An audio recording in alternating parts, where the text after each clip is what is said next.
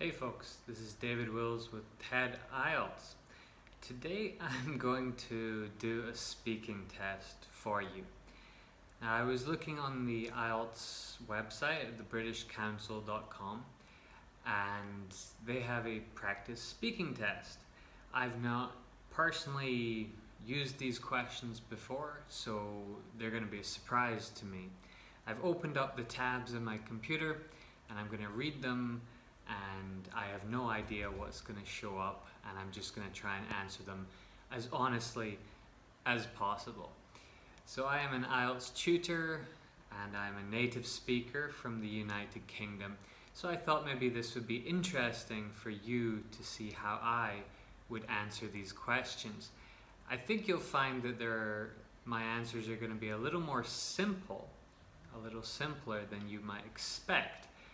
And that is just because people don't use fancy language in daily life.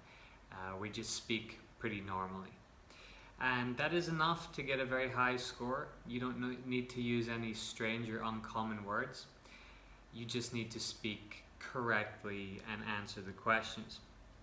So I'm going to go through all three parts of this today. It should take about 15 minutes, but maybe I'll do it a little faster. I don't know what's going to happen, so this is a surprise for me as much as it is for you. Let's begin. So part one, let's talk about my hometown or village. What kind of place is it? So I actually come from a small village in Scotland called Balmullo. It's a peaceful little place of about 1,000 people, and the nearest town is about 7 miles away, which is called St Andrews. It's a very rural place.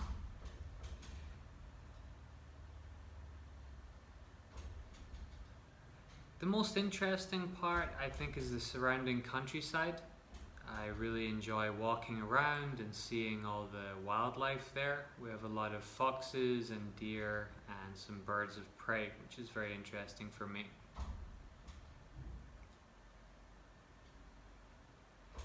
In that particular village, people do lots of different things, but not many people work there because there's no industry and there's only one shop. So most people commute to other places.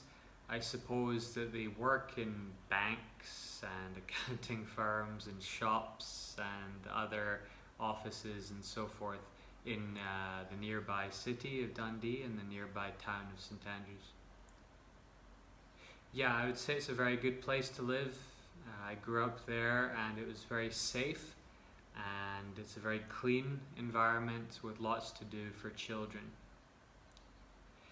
Okay, let's talk about accommodation now. Right now I live in what I suppose would be called a condo. It's a small house, but it's within a community of other very similar houses, and there's a shared swimming pool and other shared areas. So yeah, I would say it's a condo. I've been living here for a little over 1 month, maybe about 5 weeks, 6 weeks, something like that. I moved in on the 18th of May. I really like living here actually. It's a very small house, as you can see from the background of my picture here. But it's in the countryside of Cambodia. It's a very lovely little area with friendly people around. It's a peaceful and quiet place. And as I said, I've got a little swimming pool outside, which is nice to use. I suppose there's no particular kind of accommodation I would like to live in, although I do prefer houses to apartments. I think the most important thing is making the space your own and living there and sharing it with other people that you love and care about. I think that's more important than the actual building itself, but if that's the question, then I do like buildings with Southeast Asian architecture and lots of open space. Right, so let's go on to part two then. So I've not seen this cue card. I'll see if it's one that I'm familiar with or not.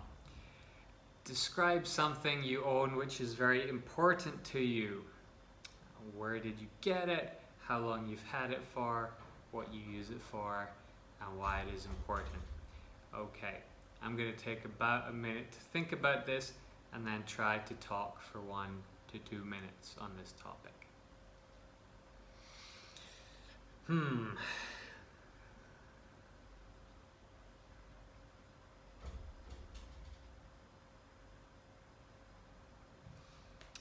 Okay, that was less than a minute, but I think I've got something. I shall begin now. The thing that I'm going to talk about, which is very important to me, is my laptop computer. So I got this laptop computer for Christmas of last year. My parents bought it for me, which was a very big surprise because I'm a 30-something-year-old man, and so we don't normally get Christmas presents like that from our parents. But I needed one, and I had mentioned it to my parents, and they surprised me by getting it for me.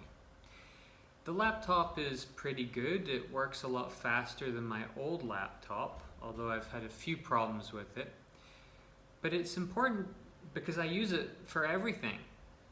I work online and I'm a writer, and so my laptop is kind of like my office. I do everything there, and it's also kind of like my brain in that I store all this information there that I might need to use again later. I use it for work, but I also use it for watching things in the evening to relax, and I use it for researching stuff. And recently I've been looking to buy some things for my empty house, and so I also go on Facebook through my laptop and check to see if people are selling stuff. It's important to me because I use it for everything, but beyond that, it was a present from my parents, and therefore it has some sentimental value in addition to just being very useful. Okay, let's have a follow-up question then. Yeah, I would say that it is valuable in terms of money, although obviously a second-hand computer doesn't cost as much as a brand new one, so I couldn't sell it, but if I lost it, it would be quite difficult for me to replace because of that. Yeah, okay, so the follow-up question now, I guess I just answered that. It would not be very easy to replace because it would cost a lot of money, and whatever I bought would not have that sentimental value. But the work that I do in my computer, the writing and so forth, is all backed up on the cloud, and so I would be able to download it again with only minimal losses. Right, let's move on to the final part. That's part 3, and these are going to be the more difficult abstract questions. I'm a little nervous.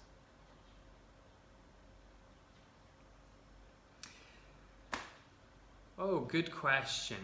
Okay, so in my country, lots of things give status to people.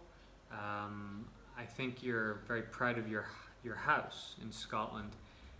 That doesn't necessarily mean that you have a big, expensive house, although of course that matters for some people. But it's how you present your house, and a lot of people will spend time making their house look really impressive or beautiful. They'll make sure it's clean on the inside before anyone comes over, and they'll make sure that they always have some nice things out. They'll have some paintings on the wall, not like me. And in addition to that, the garden will have taken a lot of their time as well. People in most Western countries actually are very proud of their garden. They'll mow the lawn, they'll plant some nice flowers, they'll keep the trees and bushes trimmed in order to make it really presentable to the neighborhood. Yeah, so I think that your house is definitely one of the main things that give people status in my country, Scotland.